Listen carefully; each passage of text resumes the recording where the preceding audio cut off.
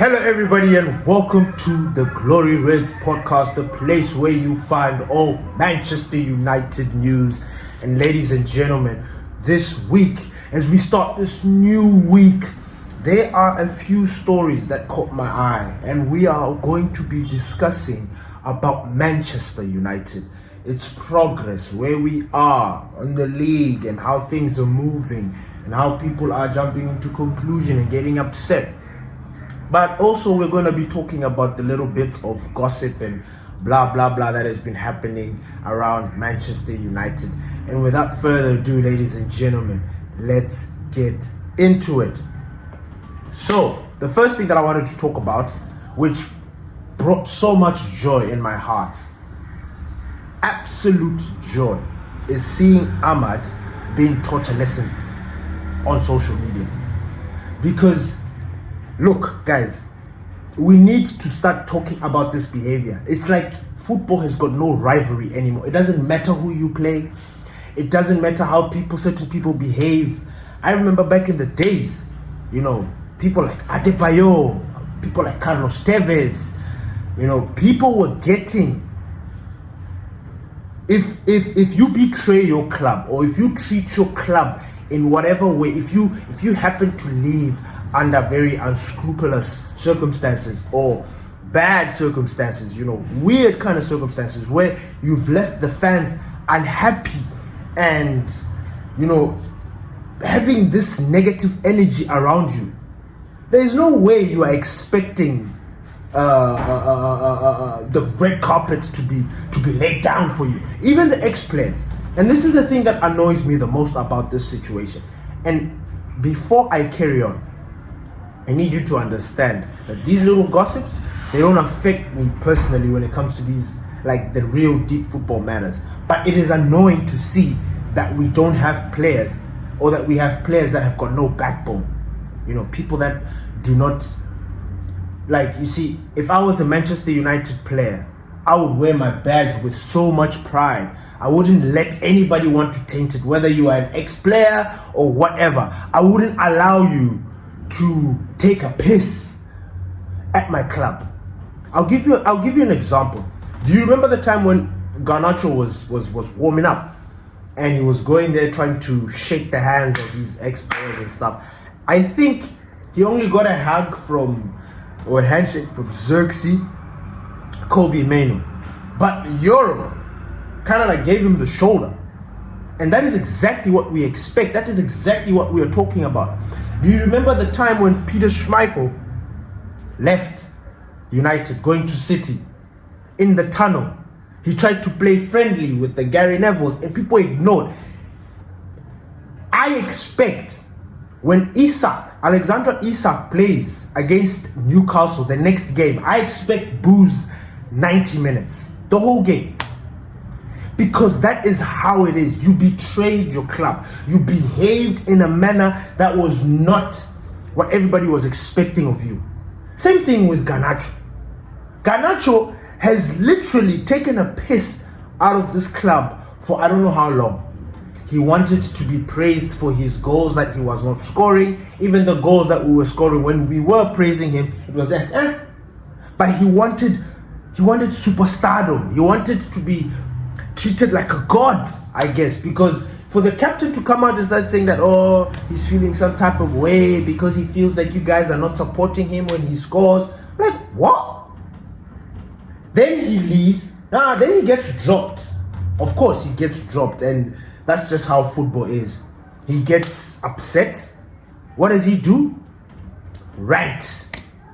Behaves like a moron. Gets told to leave the club. Starts wearing jerseys of other clubs, trying to, he support. You see, like the Rashford situation. He was supporting Rashford indirectly and also indirectly taking a dig at the club, because we didn't like how Rashford left going to Aston Villa because he was not performing. All of a sudden, you're going to support somebody who is not supporting Manchester United at that current moment. I'm not saying Rashford wasn't supporting, but we were not vibing with Rashford at that time. So for him to come out there and it was like, nah. And then you get dropped, and then he throws a fit, and then he gets told, dude, you need to bounce. So he's gone. The idea, that thing about Garnacho around him, it's gone. He's gone to Chelsea, we don't care. Now he's there. Now we've got people like Ahmad. And this for me, I you know what? I love Ahmad. I've sung his praise. Of course, this season I am battling with him. I mean, we should all be having these kind of things, especially for United fans. If you support your team and you know how they play football, when they start playing shit, you start having battles with them. You know, I did that with Bruno last year. You guys remember? I was upset with Bruno. I was like, no. But then again, we mended our relationship. Now, Ahmad is in that position right now. I am not happy with Ahmad. Ahmad annoys me. He pisses me off with the way he plays. And I know that sounds extreme, and I know it sounds like I'm ranting, but that's not the standard of Ahmad. Ahmad was the kind of player that when he got onto the pitch, you knew things were going to change. I remember having a conversation with Pastor D, and he was like, you remember? Wait, no. Yeah. I was having a conversation with Pastor D, and I remember Pastor D. I think this was Eric Ten Hag. I think we were playing Arsenal. I think Arsenal lost or we drew. I'm just forgetting how everything panned out. And Ahmad didn't play. He didn't come off the bench, or he came off the bench. I forgot. Please remind me. And Pastor D, if you see this, please remind me. I'm trying to make a point. Anyway, during that time, I remember Pastor D saying, what the fuck? What? Games like this, you need to play Ahmad. And I remember I remember now. I bloody remember. Ahmad had an injury tendency that I was skeptical about. And I think Eric Ten Hag was also skeptical about that. Yes, he delayed in bringing Ahmad into the squad because of, for some whatever reason. I think maybe he just didn't favor Ahmad. I don't know. I can't speak for him anymore. But I always assumed that it was because Ahmad if he plays a lot, he tends to get injured. And when he's injured, he's out for a long time. And when he's out for a long time, it's just like, what was the point? So you'd rather conserve him, bring him in. And I remember Pastor D that day was so upset because he said, look, if Ahmad was in this game, or if Ahmad played, I forgot if Ahmad started or came on, I forgot. But he made a point. Now the point I'm trying to make is like, you see how Pastor D was talking about Ahmad with high praise. Ahmad was that game changer for us. I'm looking at him now and I just don't recognize him. He turns back, he gives a lot of back passes, he delays with the ball. Why? I don't understand. All of a sudden, I don't know where his dribbling skills have gone. Now, the only thing I can attribute that or blame that is to maybe all of a sudden there's this thing with footballers, especially the young footballers. You tend to play carefree, you don't care who you're playing against, you're just doing your thing. The special ones manage to remain in that mindset where they don't care who you are. Like they're just playing football. And I can give you examples of like Yamal, Pedri. These are players that remain in that constant level of greatness. And it's almost childlike because it's like they don't fear anything. But then there's this other level also where it's like they mature and they start to realize themselves or some shit like that. And I feel like Ahmad is in this position. I would drop Ahmad in a heartbeat. I don't want to see Ahmad near that starting lineup. Now, I want him to come off the bench. That is how I am upset with him. He didn't play well against Chelsea. He didn't play well against Fulham. He didn't play well against Man City. He didn't play well. He didn't. He's having stinkers. And then for him to go out there and start posing with Garnacho like everything is good.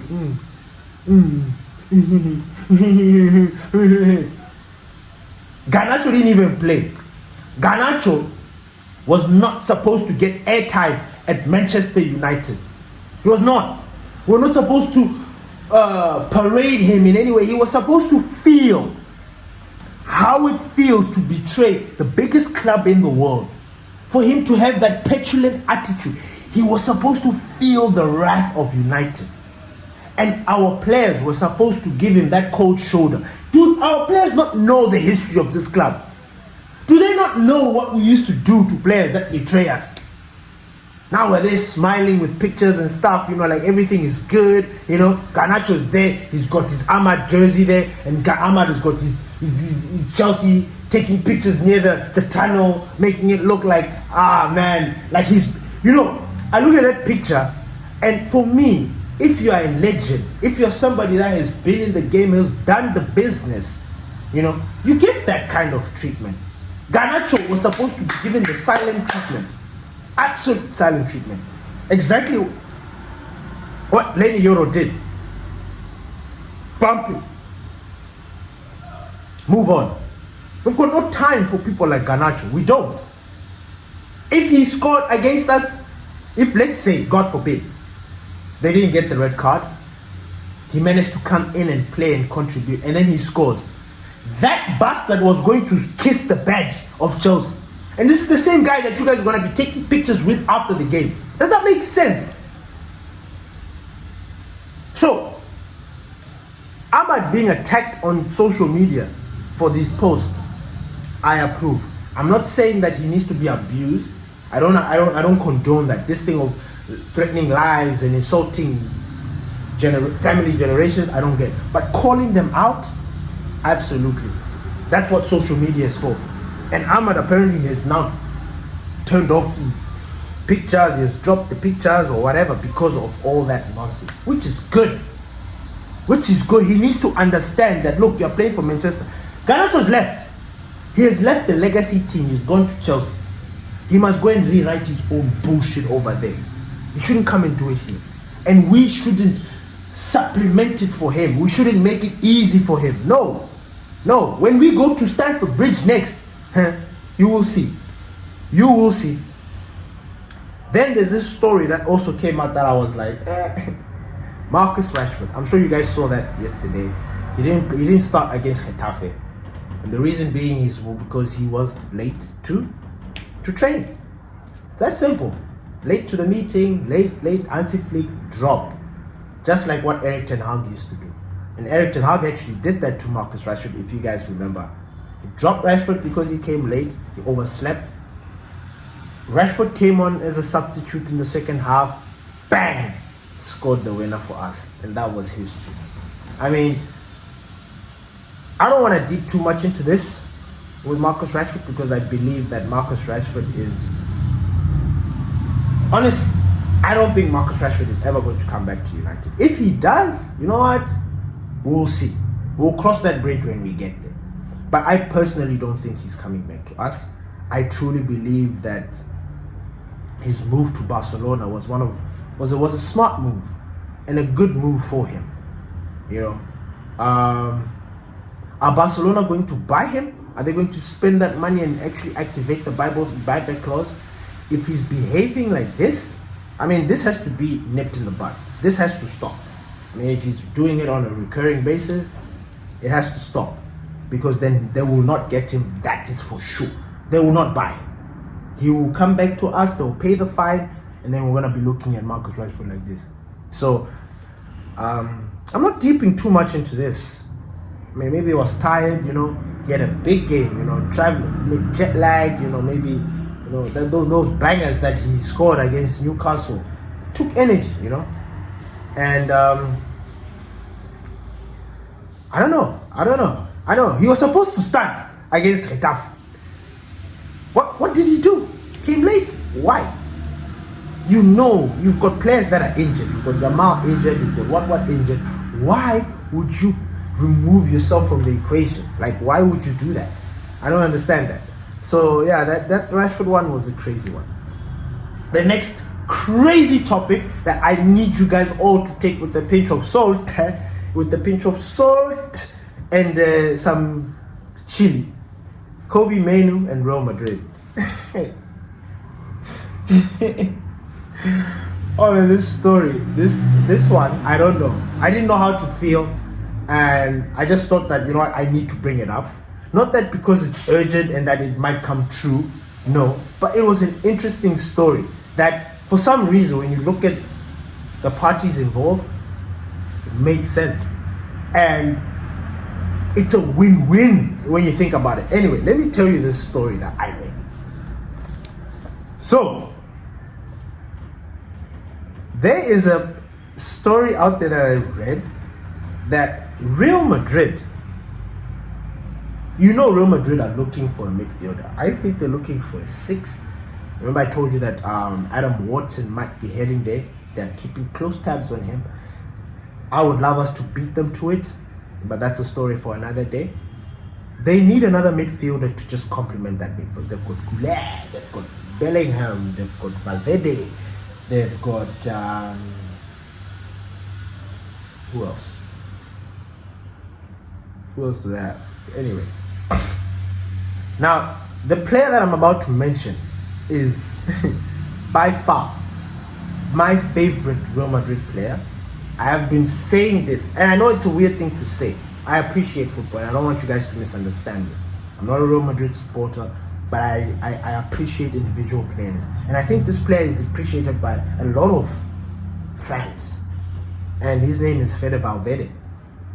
So apparently there's a deal that could be struck between Manchester United and Real Madrid, provided that Manchester United give Kobe plus 50 million on top of 50 million euros on top of that for Federico Valverde. Now, Federico Valverde, for those that don't know him, is the perfect midfielder. And in the system, he is literally the puzzle, the piece to the jigsaw puzzle. I kid you not. Baliba, who we have been trying to get, has the same attributes as Federico Valverde. Federico Valverde, however, is mature, has got a proper goal threat in him, and he does the job like a... So I saw this story and I'm like, huh? This is nuts. First of all, this cannot happen. It makes no sense because you know Real Madrid, all their players, majority of their players have got a 1 billion, 1 billion euro clause. So if you want to take any of their players out of their contract, if you want to take them out of Real Madrid, you are literally going to spend billions trying to get this player out. 800 million, 900 million. Where have you ever seen that kind of madness? But that's how it is at Real Madrid. So first of all, when I saw this story, I'm like, this could be bullshit. But I'm like, whoa, okay. Kobe Mainoo plus 50M. Think about it. Because everybody admires Kobe Mainoo. Kobe Mainoo can literally fit into a lot of midfield systems. Why he's not fitting into ours, I don't understand. And I think I'm going to keep on throwing this thing in there every now and then, talking about Kobe Mainoo. I'm a little bit pissed off at Kobe Mainoo not trying to figure it out. I don't know if that makes any sense. I'm pissed off. Like, the football generation, they annoy me beyond. And I look at Kobe Mainoo right now, and I'm like, dude, the only thing that you need to do is fight for your place. Whether that is run harder or what. If you're not fast, I'm sure there's a conversation that can be had with the gaffer where he can understand that, okay, Kobe Mainoo is not particularly fast, because he's not. I don't know why people think that Kobe Mainoo is some speedster, but I'm assuming the gaffer wants effort, right? He wants to see you being able to marshal that full-length pitch. Now, if we were to bring Federico Valverde, this is a piece of cake for him, by the way. Federico Valverde will elevate our team instantly. Our midfield will become more robust. It will become easier to digest. It will be palatable for you guys because you will see Valverde in action. Now you can imagine, you have Valverde, and then next to Valverde he's got his idol Casemiro. Now I know you're probably wondering, why are you putting Bruno there? I can put Bruno there. I'm not opposed to it. But I'm trying to make you understand the midfield that could make sense. Now, and okay, let's just remove Casemiro because he's got a red card. I will put Bruno there. Bruno doing all the other stuff that is necessary, and Valverde just cleaning up with his pace. And oh my God, I think that midfield would absolutely rock. But I think it will not happen because it is a bullshit story. I thought I needed to talk about it because I just thought to myself, hey, man, if something like this were to happen, at least we should say Glory Reds had something to say about it. But yeah, I'm kidding. It was an interesting story. 50 million euros for Federico Valverde. I mean, Kobbie Mainoo is not cheap. We don't consider him cheap. So that price, Kobbie Mainoo plus 50 for Federico Valverde. Fede is like, what, 26? Still in his prime. Kobe's a baby, growing. You know, he could go to Real Madrid, spend some time there, mature, then come back. You know? I don't know. But I am worried about Kobbie Mainoo. I am. I don't want to lose Kobbie Mainoo from the bottom of my heart. I don't. I see the player that he is. I know the player that he's capable of being. I don't want to lose him. I really don't. I don't want to lose him the same way, because my feelings towards Kobe are the same feelings I had towards Mason Greenwood. If you guys know that Mason Greenwood saga, you guys know it kills me. Even today, I don't accept that Mason Greenwood is, like, I want him back. You understand? It's weird. I know, I get it, but I want him back. He's a Man United player. And I don't want us to keep on losing players. We are the only club that are losing our good players from the academy and stuff like that. People that used to represent identity for us, we are losing them. You look at Liverpool. Liverpool are continuing with their players. Man City are continuing with their players. Tottenham, everybody else. We are not, because we're getting rid of the best. I'm not saying Kobbie Mainoo is the best, but he has that potential of being the best. You know, his ceiling is very high. You don't see anybody else selling their players who've got a very high ceiling. So that is what, you know, I was like, ish, you know what? I'm worried. I really am. I know I've gone in on Kobbie Mainoo, and rightfully so. I need to explain what the gaffer is seeing, because some of you don't see it. And no matter how much the gaffer explains to some of you, you still don't get it. So I think if you hear it from somebody who sees what the gaffer is trying to do, it will make sense. So with Kobbie Mainoo, man, I don't know. I really, really want him to get things going. Like for real. I really do. The next topic that I wanted to talk about is Bruno Fernandes, our skipper. Ladies and gentlemen, I wanted to ask you this question. Is Bruno Fernandes heading towards legendary status at Manchester United? Is he? I mean, he hasn't won the biggest competitions. He hasn't won the biggest trophies. He has won a trophy, but he hasn't won the big trophies. Does he still fall under that legendary status, or is he going to be considered as a great? Because I look at his numbers and I'm just like, look, it will be blasphemous, even as fans, the clubs, to know this. Bruno Fernandes, I'm sorry, it is. Bruno Fernandes needs to be celebrated, ladies and gentlemen. I'm sorry. He needs to be celebrated just like every other legend that has come through this club. He needs to be celebrated. I'm sorry. He is right up there with the very best. Like, when we're talking about Manchester United, right? When we look at them and we think David Beckham, Gary Neville, Roy Keane, Nicky Butt, Giggsy, Scholesy, you know, all that stuff. You think, when you think of United, that's what you think, right? And when you're thinking about the legendary status, that's what you think. You never think about people like Bruno and what. But Bruno, I'm sorry, should be in that. He should be in that conversation. Even if he leaves Manchester United, he should be. These numbers are wild, ladies and gentlemen. These numbers, they are wild. 296 games in all competitions for United. 100 goals, 86 goals. 86 assists. So he's had 186 goal involvement in 196 games. These are numbers that certain players can only dream of. These numbers further emphasize my point about him being like Frank Lampard.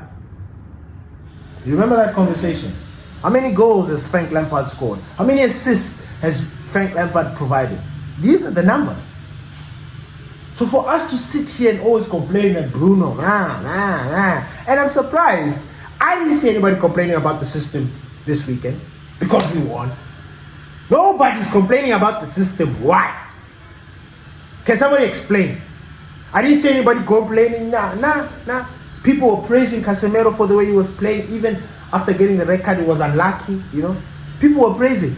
People ended up even saying that Bruno Fernandes was playing number 10, which is a fucking joke. It's a joke. If he was playing in that number 10 position, then where was Buemo and these guys? In the wings? You think so? Come on, guys. Because they are stretched out there doesn't mean that they are not playing in that number 10 position. Bruno was behind those guys at all times. But do you know what was good about us? We had a beast called Matthijs de Ligt that took it upon himself to make sure that Abananzira, there is nothing, no passage. You must pay to pass in the toll gate. Matthijs de Ligt was absolutely amazing. He was phenomenal. Guys, I cannot praise this guy enough. This dream defender who I wanted at Manchester United when he was still at Ajax. When he left Ajax and went to Juve, man, I was upset. 65M left. Heartbroken. Poof. Then from nowhere, Bayern Munich don't even waste time. Snatch him. 63 million. De Ligt, when are you coming to Manchester? When? Come to Manchester. And then the unthinkable happened. Mind you, when all this is happening, he's getting criticized. People are talking shit. He's losing his place in the national team. He's not getting called up by Koeman. Like, it's just happening. This kid was a captain of a European side at 18 years old and took them to the bloody semi-finals. This was De Ligt.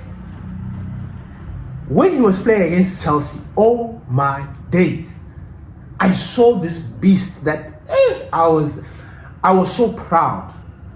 And I looked at our formation and our system, and I'm like, people are not going to pay too much attention to this because, you know, they're not.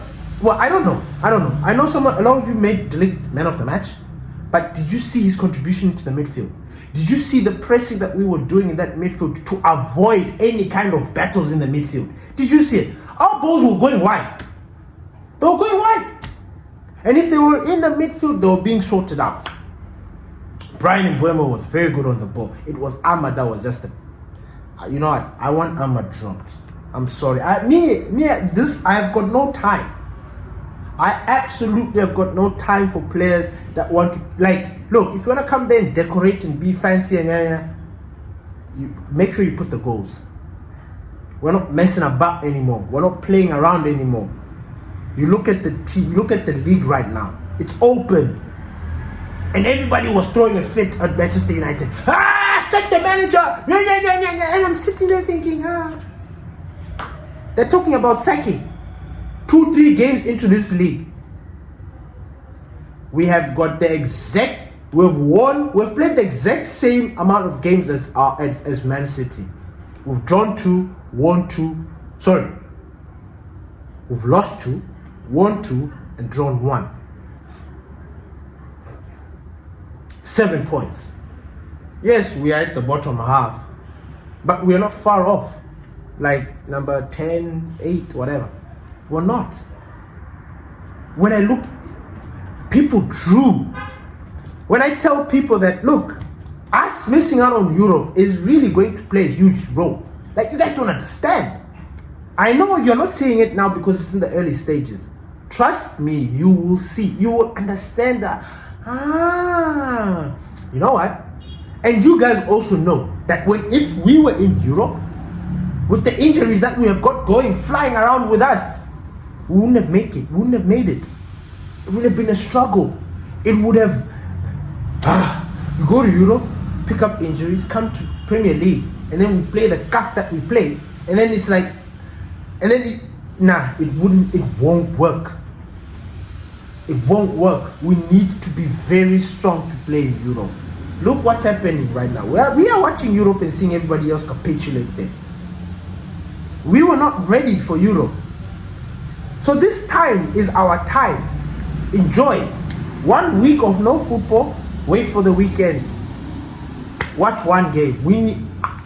Our season this season is a game at a time. Game at a time. Each game we are taking it as an individual, or not looking and just so we talk about the next fixtures, because everybody is looking at Manchester United fixtures and thinking, trust me, we have already gone through the most difficult part.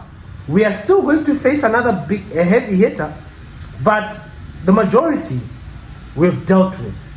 And I'm happy about that, because it gives me confidence, because we're going to have a stretch of time where we are not playing any top 6 teams, just focusing on the mid-table, and that is our opportunity to smack, to discipline certain people. So our first game was Arsenal.